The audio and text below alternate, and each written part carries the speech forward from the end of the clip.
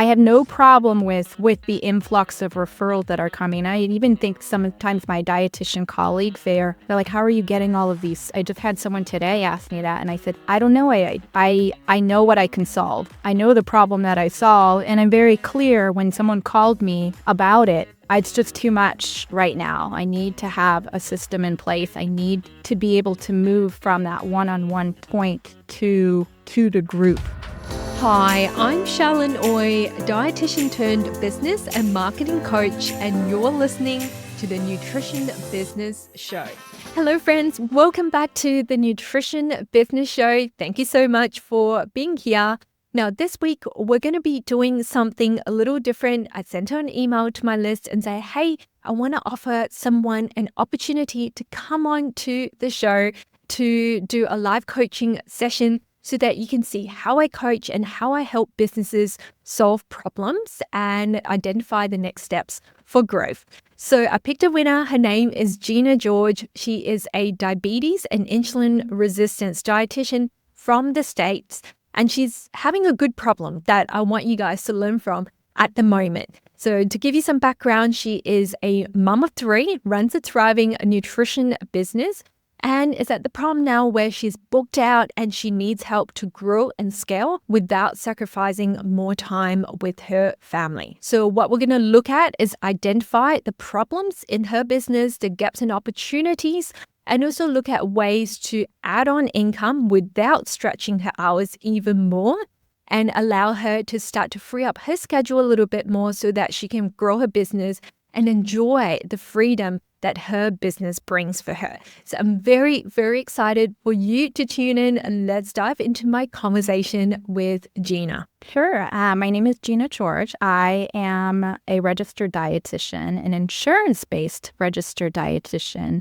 I've worked for a tribal clinic for about 15 years and decided to branch off and start a private practice full-time after COVID. I am a mother of three, and I did have a COVID baby, which what ignited everything as far as private practice. And so I'm from the San Diego area of California. Love it. Wonderful.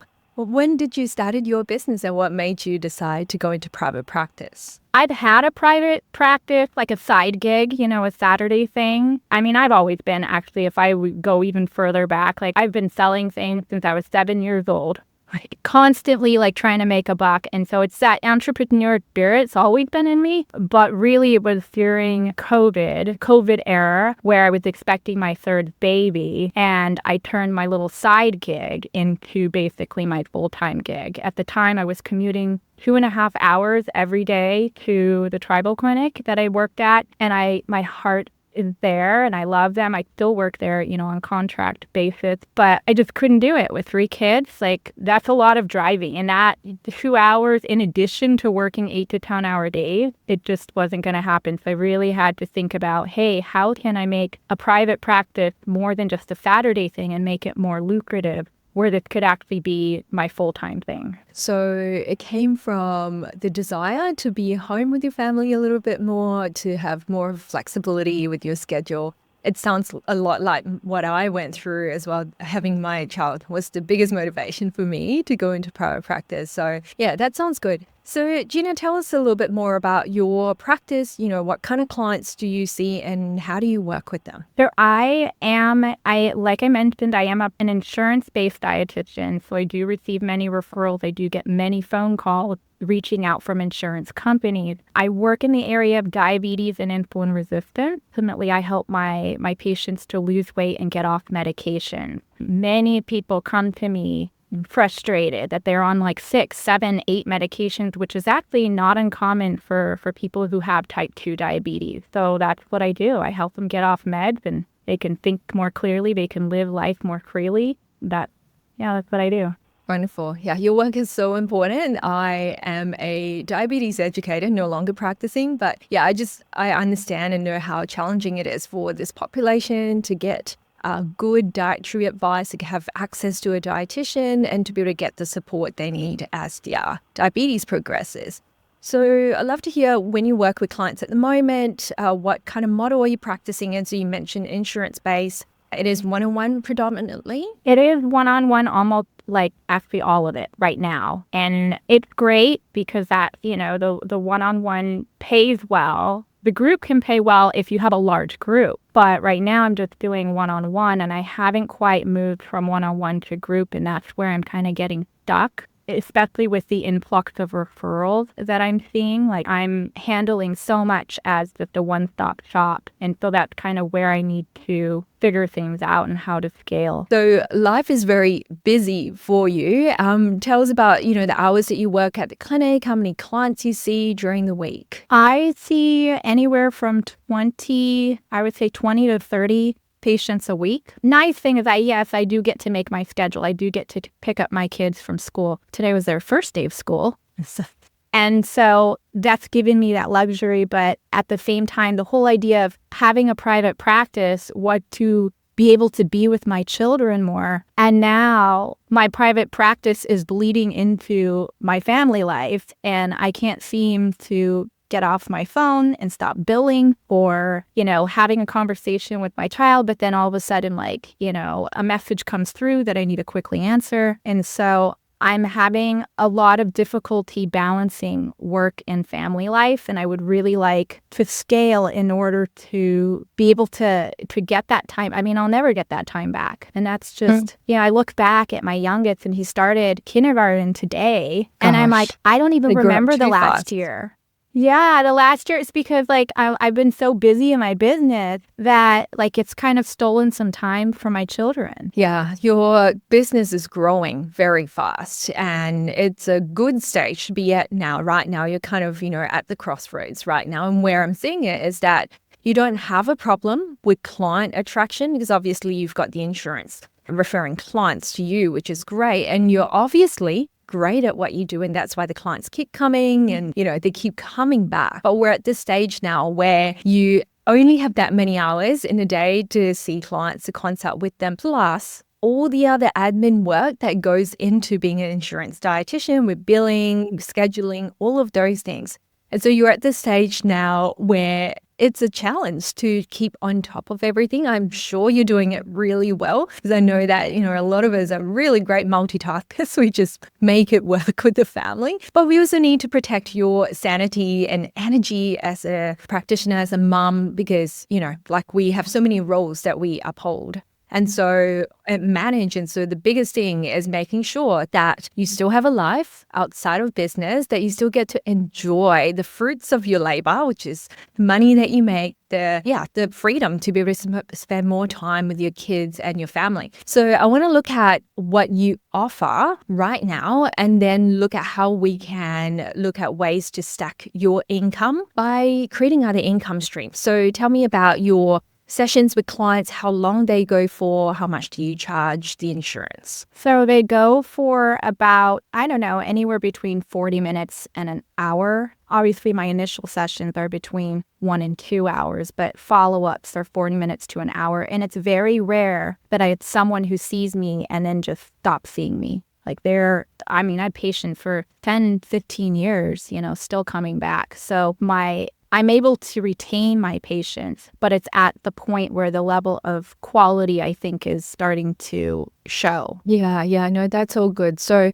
if you mentioned you see about 2 or 3 clients a day, so that's during school hours, I presume? No, I see 25 to 30 patients a week. So that might look different every day. There might be a day where I see 10 patients, and then all of a sudden the next day I see 2 based on my schedule. I'm trying to manage baseball and, gymnastics and school pickups, 3 different times of school pickups. So I try to make it work around my current schedule. But I'm, at school pickups, I'm on a session. Like today, I did a school pickup, but while I'm in the parking lot, I'm taking a session. So I have no problem with the influx of referrals that are coming. I even think sometimes my dietitian colleagues, they're like, how are you getting all of these? I just had someone today ask me that, and I said, I don't know. I know what I can solve. I know the problem that I solve, and I'm very clear when someone called me about it, but it's just too much right now. I need to have a system in place. I need to be able to move from that one-on-one point to the group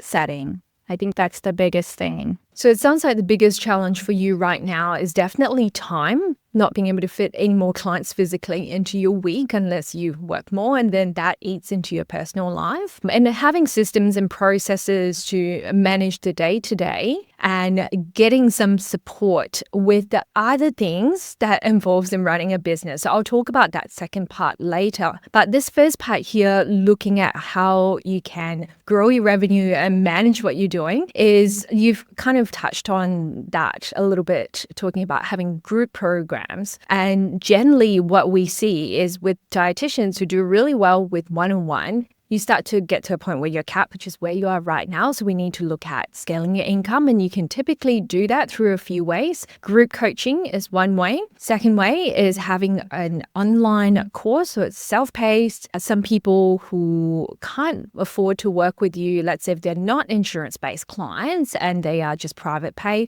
that will be an option for them to get help as well. And obviously, that's lower cost digital products, low ticket ones under $500 or even under $100 for these low ticket products. And these can be ebooks or mini courses and things that people can take if they're not quite ready or if they're earlier on in their journey with you. The best model that I love is the hybrid coaching model, meaning that it's a blend of all of these. So it's a mix of the group components, but then also still having the personalization aspect, because with our clients, especially in health, it's not always easy to run a group program because everyone's got different needs, their blood sugar levels, they might be on different medications as well. And so you want to still deliver personalization in your service. And that's where you could have, let's say, when they start working with you in your hybrid program, you have a Kickstarter call with them. So that's the initial consult for you to get to know them, do a really thorough assessment. And then they go into the group coaching calls, which you would run. And generally with our clients, we encourage them to keep their groups to about 8. So that's like one cohort, you're still able to provide that personalized touch and they feel like they've got time to talk to you and get the support they need. And in between, they can message you and stuff, but it's all within the group setting. So they get that support and help from each other. So it creates that community, the personalization, and it's a great way for you to grow and scale that as well. Yeah. Any questions or thoughts about this? I really want to do that. And then what holds me back is the insurance part of it, right? So if people no-show, you cannot charge for that. And then the other part of that is the HIPAA part. So that kind of, I'm constantly thinking about that. That kind of holds me back. So I've thought of doing one-off classes that still support and supplement. Like, for example, I have a virtual grocery store tour that I'm almost done with, but I keep delaying it. But that would still help everybody, even though it is a group class and it's a one-off class, but it's not a group coaching, but that would be more class style versus group coaching. So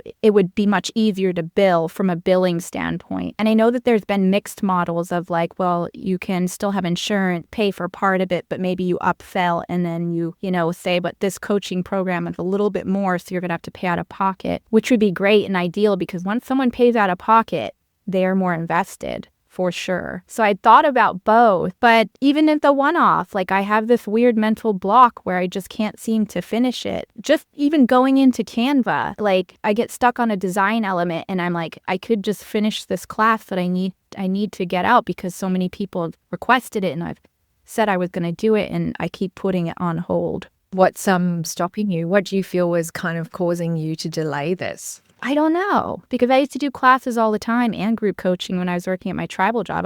I loved it. Like I loved it than one-on-one sessions. But I don't know what it is about the online. Maybe it's the online element of it that just seemed, I don't know, like I wouldn't be connecting as much. I don't know what it is. I haven't put my finger on it, but there is a weird block right now that I know I could do it because I do have my curriculum. Granted, it's not completely, even though it's a 12-week program, it's still not completely done years later. But hey, I at least get through the first 8 weeks. But even that, I have it all there. Why can't I just, there's just this, thing. There's something that's holding you back, and I wonder if it's related to stepping into the unknown. For business owners, every time we do something new or different, outside of our comfort zone, because that's all we know. You've been a one-on-one dietitian for all pretty much your private practice business, you're stepping into something very different, into the digital world where you're connecting with people that you don't see in person, because it's very different to the connection that you will build when you see someone in person. You get to talk to them, you get to touch them, or, no touching, but you know what I mean? Like there is a deeper connection. To online. And of course, it will be different. The tech will be different. And sometimes tech can be a big thing that holds people back as well, because you don't know how to figure out things and you're worried about things breaking. Or it could be that fear of, what if people don't like it? What if people don't buy? That can also hold us back from launching something new as well. And I would say a really good idea as your first thing to launch is not the hybrid program, because that's going to be a bigger step, but instead like dipping your fingers and toes into smaller events like these live trainings, live workshops, and you can still make it interactive. So you teach, let them ask questions. Yes, I agree. That for the one-off class, or workshop, I think that needs to be the next step. That'll still help everybody, but it won't be as much pressure as this group program and the virtual unknown. But you're right, the tech too. I even had a cooking class planned. I was like, oh yeah, we're going to do a cooking class. All of my patients are so excited. Let's do group stuff. They want to. They're asking me for it. It's just like, wow, I have people that would participate. But then the whole idea of the Zoom, and I was looking at the 2 cameras, and just the idea of spending time and trying to figure that out, I just quit. I just quit because I was like, I'll do a one-on-one cooking class. I reverted back to this one-on-one thing. And I was like, I'll just do a private cooking class with you. And if someone wants to jump in, we can. But I was like, we're not putting it out to the group just. Yeah, let's start with something easier that doesn't require cooking and making sure that your cameras are in focus. There's too many elements there. We'll start with something small and simple, like you going online, teaching, using your Canvas slides and stuff. And then you have your camera talking to them and asking them questions. And I think that is such a valuable training that you can offer, because it's solving a tangible problem that they have and you already have interest. So you could start off, and I'll definitely make this like ticket event where you're charging, and perhaps being the first time you're offering it, if it's going for about an hour, I would say somewhere below $30, right? Just to kind of make it an easy yes for them. You're testing things out. Once you've done that, make sure you record that, and then you can put it on your website to sell in the future as well. So if someone's interested, they can just buy it off your website. Or if you have a client that you're working with, you can also offer that as well. So it's an add-on to what you do. Yeah, then I think so. I will be able to bill insurance for that class if I sprinkle in some MNT. But there's also, I know that there's other people, friends of my patients and people that have checked my website and asked questions,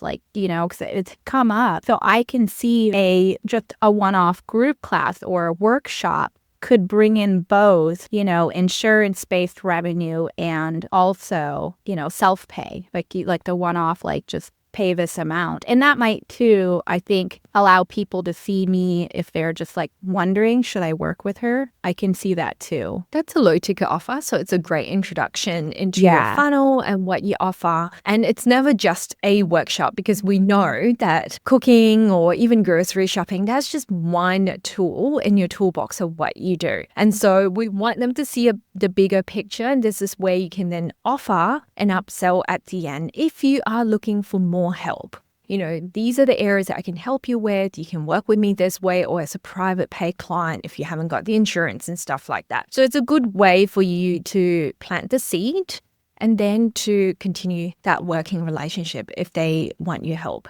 And it sounds like when clients come into your world, they start working with you, they don't stop. So this could be a really good way for you to not to get yourself busier. That's where I need to unload those patients who are just okay, we're going on year 3. You want to be seen every 2 weeks. I was like, oh, wow. This is where hey, let's sprinkle in some group support. And they would love it.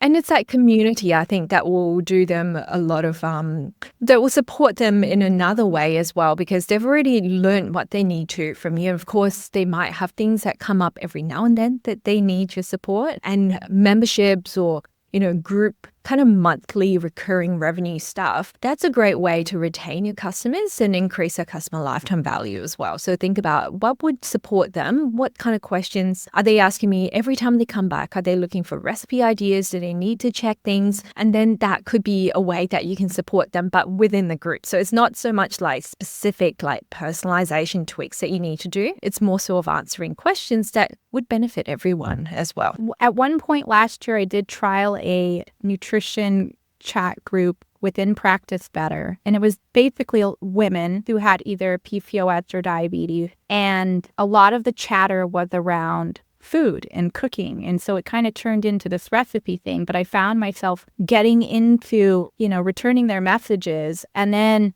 I would just stay there and like think about it and like want to write more. And then before you know it, an hour went by and I'm like, I didn't even get paid for that. Like that was just a chat group. And I was like, oh my gosh, if this is what a group support looks like from a virtual perspective, I don't know if I can handle this. Like that, and that kind of set in some fear last year when I started that just to kind of experiment, like, hey, starting this group chat. And I noticed that became a time suck as well. I don't think I was doing very well in giving myself boundaries as far as like what a return chat message would look like. And then I didn't even set boundaries. I noticed too with how they were kind of chiming in and answering each other's messages, but with some of the, stuff that I wouldn't recommend. And how do I intercept that? So there was a lot of things that came up that did make me think about, the group practice, and that kind of puts that in some fear as well. So it sounds like we just need to set some boundaries and expectations. I would definitely charge for something like that. So a low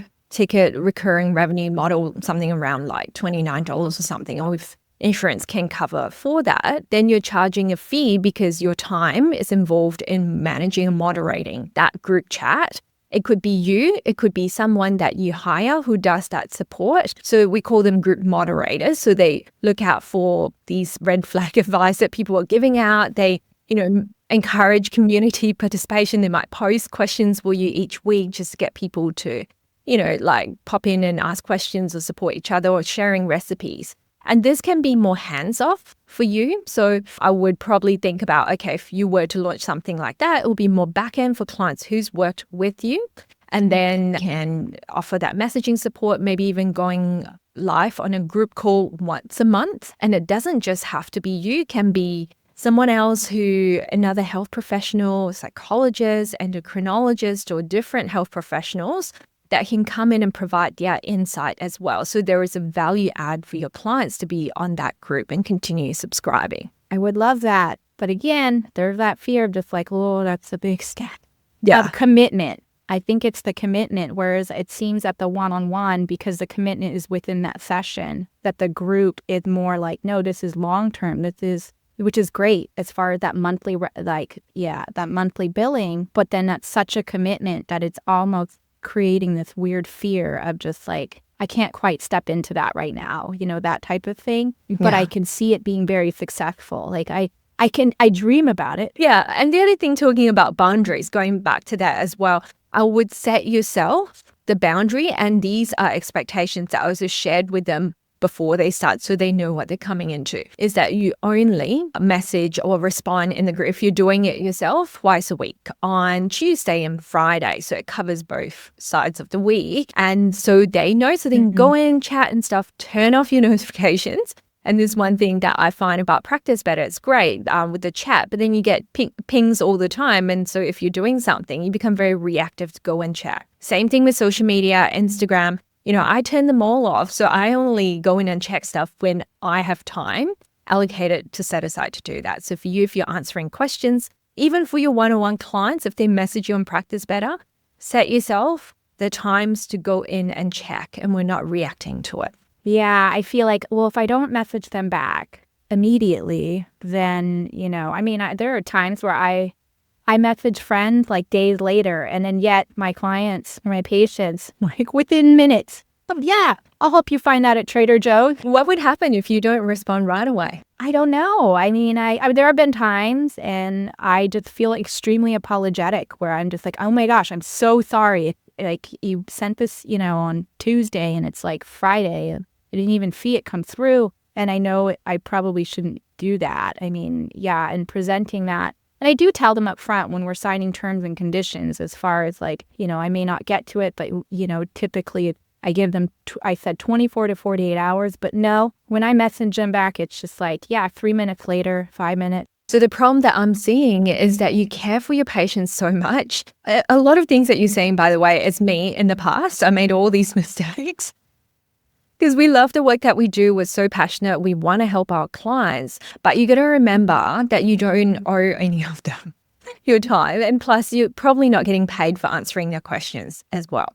And we're not in the acute care emergency setting where the question is do or die, you got to answer it right away. And we need to set the boundaries to teach our clients to respect our boundaries, right? So I would always mention to someone at the start, when we start working together, here's what you can expect from me. If you were to send me questions and things like that, I will respond to you as soon as I can. And usually it's on Monday, Wednesday, Friday. So you expect to get a response within 48 hours. And that's my commitment to them. It doesn't speak any less about you and the service that you provide. And I think most people reasonably will understand that you're a sole practitioner. You have clients to see during the day, and then you have your family life at night. So one of the things, Gina, is to become more self-aware of these things that pops up, because I think it's innate. It's kind of part of our nature to go, oh, question, someone messaged me, let's respond to them right away. But catch yourself doing that and go, actually, this is not an urgent question. I've set myself the time on Monday, Wednesday, Friday to respond to my clients' messages from 2 p.m. to 3 p.m. or 3:30 p.m. So have these slots booked out on your calendar, blocked out on your calendar. So then these are your message checking time, responding to client time. All the other times you're seeing clients or you're doing the paperwork that you need to for the insurance billing and stuff. So then you've got blocks of time during the day to do what you need to. And then when it comes to nighttime, I know it can be so hard because you think about all the paperwork that you got to do. And this is the second part of what I want to talk to you about as well, because you're a clinician, but you've ended up doing all these admin paperwork because you run a business. If you worked at a hospital, you probably didn't have to do that. And, 5 o'clock and then you're done. You go home and you don't think about work. And that's the load that we carry as business owners. And so you have to decide now, is my time worth doing this, or is it more valuable to spend that time with my family because my kids need me? I want to be there to tuck them into bed. That is something that I value a lot, and these things can wait, or it can be outsourced to someone else to do it. There is a lot of admin people out there. There's a lot of virtual assistants out there who can do that for you at a much, much cheaper rate compared to what you charge for your time. I know. I worked out the numbers a couple of weeks ago, yeah. So if you look at your hourly rate and billing, other people can help you with that, whether you hire someone that to help you or a virtual assistant, or they can just help you to manage all the behind the scenes stuff like responding to clients, scheduling, rescheduling appointments, preparing the paperwork for you to send in to the insurance companies, preparing messages or emails to send out to your list for marketing. There are so many things that virtual assistants can do. And one of the biggest kind of stop hole for us for growth, because we become the bottleneck, everything ends with us until we have time to look at it. So getting someone to help you with tech, because tech is the biggest piece, right? You mentioned earlier, you want to do something, you've got all these great ideas, but you somehow can't do it because you got to figure out A, B, and C, and D in order to move forward. Yeah. So I do think that getting some help on board to help you with the non-dietitian tasks is going to be crucial in order to free you up to do all the fun things that you want to do. And I think it was valuable in the beginning of doing private practice and maybe from the insurance standpoint, like understanding the billing codes and understanding all of the reasons why you get denial. I'm at a place now where I'm like, okay, I get it now. I could probably hand it off to somebody. But it was extremely important to go through. And I had support in working with a reimbursement coach, and she helped me work through that too. But it was important for me to go through the blood, sweat, and tears of that to get to where I am now. But now I realize that is taking so much of my time. I mean, billing could take hours, almost sometimes a whole day. I bill every month because I can't be billing every day. That would be crazy. So I bill on a monthly basis, which helps. But even that, and it's time you're not paid to do it. And that's a challenge that insurance dietitians face. And I think it's so important for you to do things at the start by yourself. And that's what I teach my clients Got to get your hands dirty, get in there and do the work, learn how to do social media, learn how to write copy for your website, all of these things. And then as you're doing it, I would encourage you, even now, as you're doing your billing, turn on the recording on your computer, whether it's Loom, Loom. I use that a lot for training stuff, recording processes. So I'll just record me doing something like this podcast, how to set up the room and stuff. I would record that at the start. That goes into a SOP, standard operating procedure document.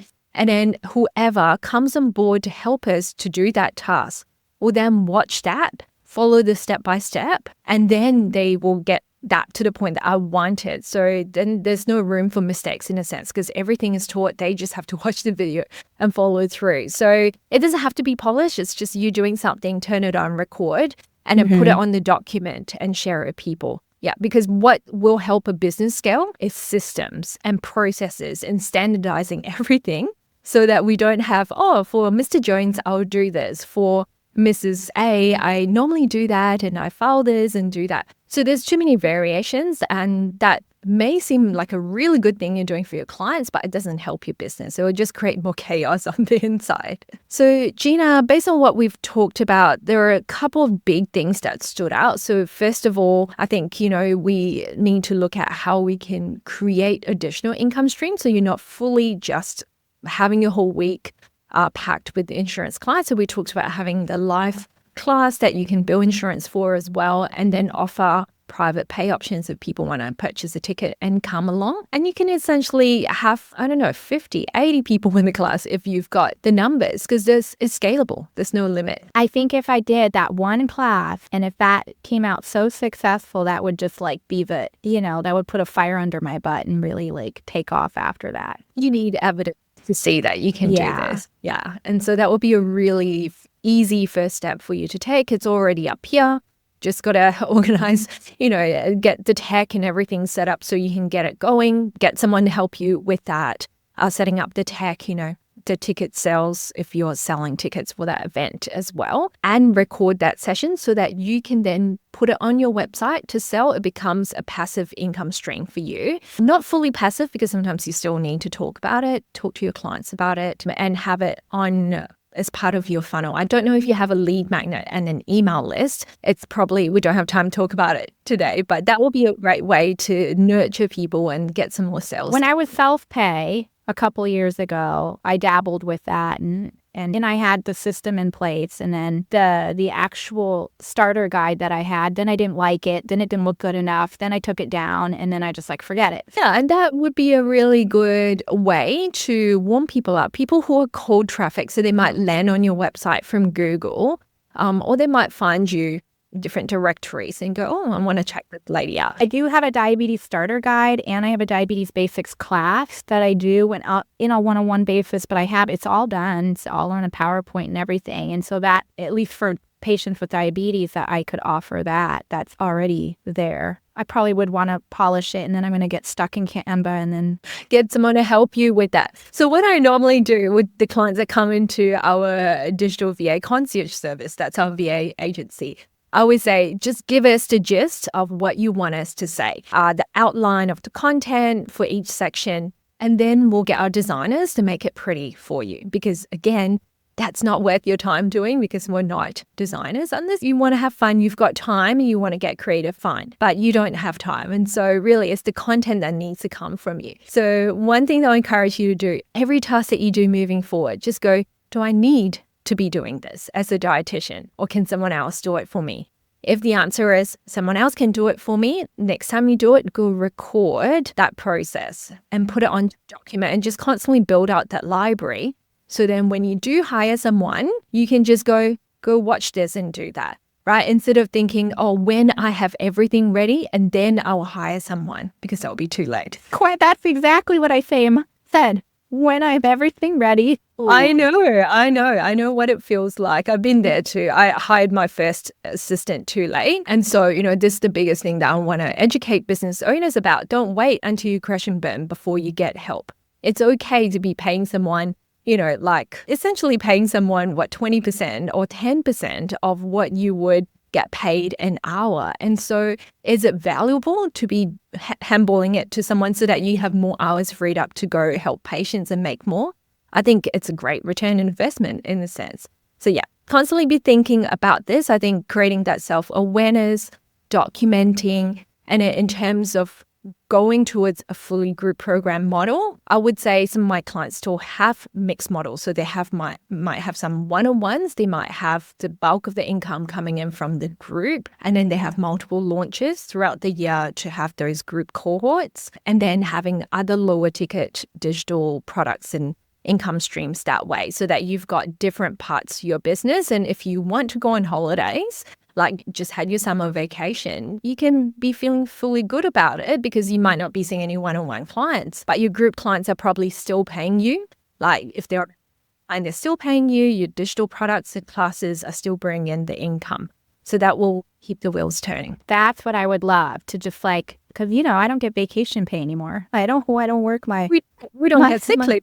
Yeah. So when my kids are sick, then they're like 3 days of just like, what? I have no patience and, or we're on, vacation. Sometimes I still take them, but we're on vacation and that would be nice to have something that just kind of generates its own income. Whether it's a one-off product or a monthly something. That's my dream. I would love that. Fantastic. I'd love to see you put what we've talked about into action. I know it's so scary, like just even organizing the first thing, but if nothing changes, we'll still be here 1 year from now.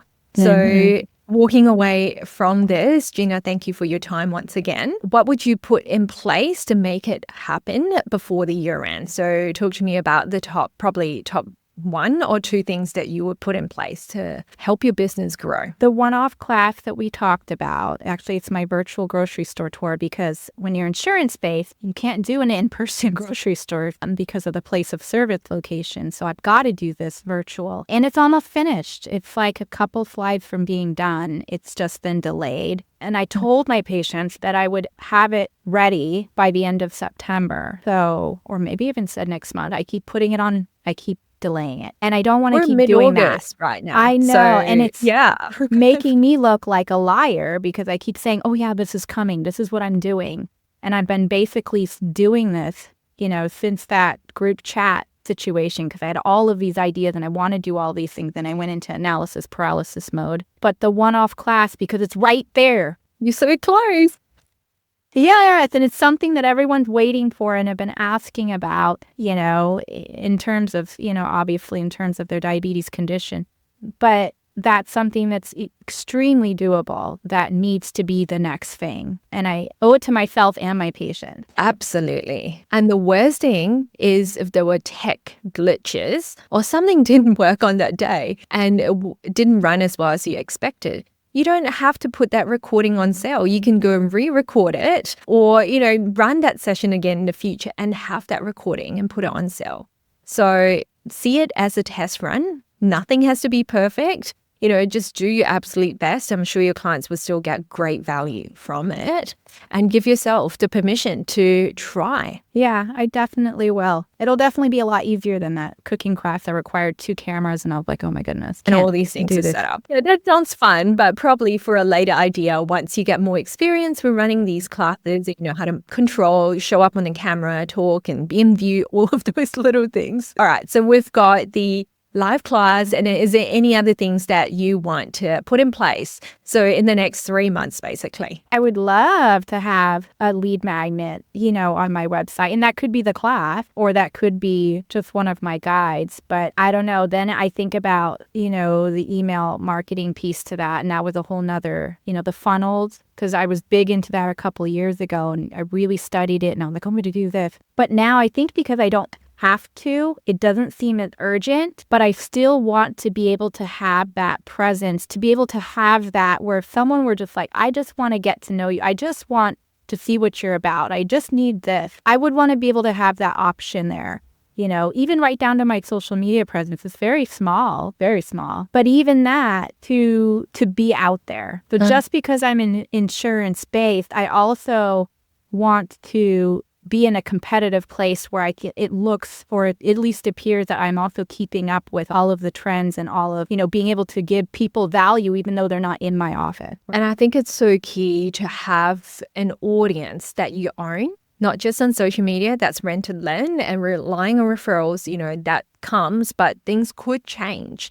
And so thinking about how you can maintain a list of clientele or leads that you own so that you can email them anytime. Hey, I have a new course coming, and insurance doesn't cover for that. So it's a private pay thing. So, thinking about the future, the bigger picture, obviously we're in a comfortable zone at the moment. But if you want to venture out and create more digital offerings to scale your business and not so much work more and reduce some of the one-on-ones, then we have to start building that. And, earlier on you talked about, you've got all these ideas, but it's like all the things that comes with it. It's kind of like you're looking at the mountain ahead. Oh my gosh, such a big mountain to climb. You just got to take the first step and next step and next step and next step. And you really just, if you were looking at a lead magnet, you just need the PDF, start with something simple, and then the email sequence that goes with it. And in one of my courses, I teach about having that 5-part welcome email sequence. And then sure, you can email your list after that on a weekly basis. And it doesn't have to be complicated. So yeah, just think about the first step, what the PDF is going to be. I would encourage you to sell the recording of your live class, because that's not so much a lead magnet. That's a valuable how to do something kind of resource. And that is something that people would be paying for, or you'd be billing insurance for. The lead magnet plants the seed, creates the desire for working with you. So it needs to guide people towards that. But yeah, that's a whole nother topic for another day with lead magnets.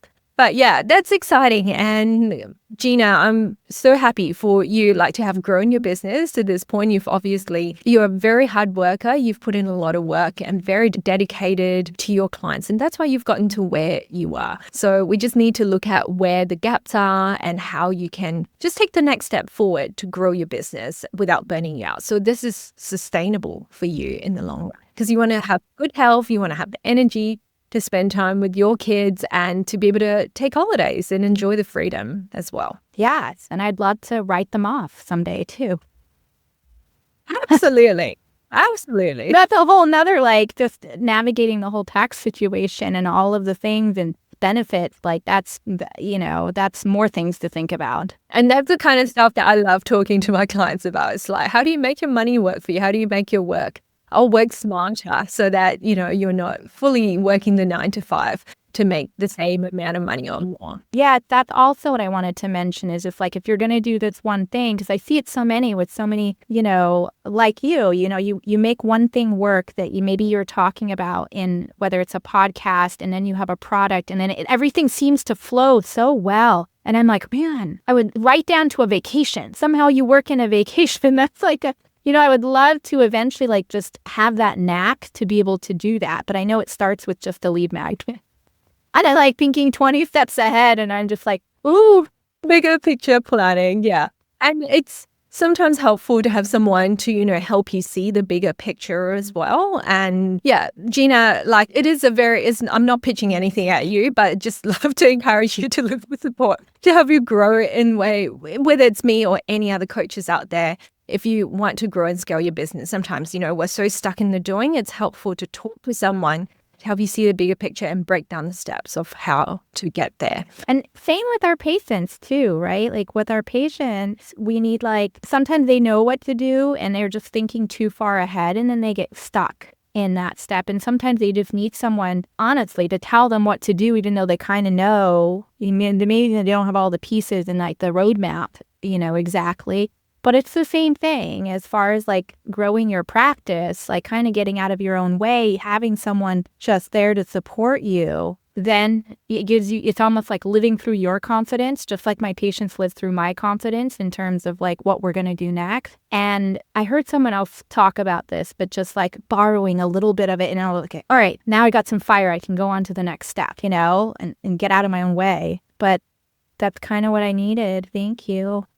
Yeah, you're so and sometimes people can't see that they're just focusing on the wrong thing, and you, as the external person, comes in to help them unblock all the things that is keeping them stuck, and then you help them move forward. And yeah, it's been an absolute pleasure. Gina, thank you so much once again for being transparent and being willing to share your experience with other health professionals as well, tuning into the podcast and the YouTube channel as well. So thank you for your time.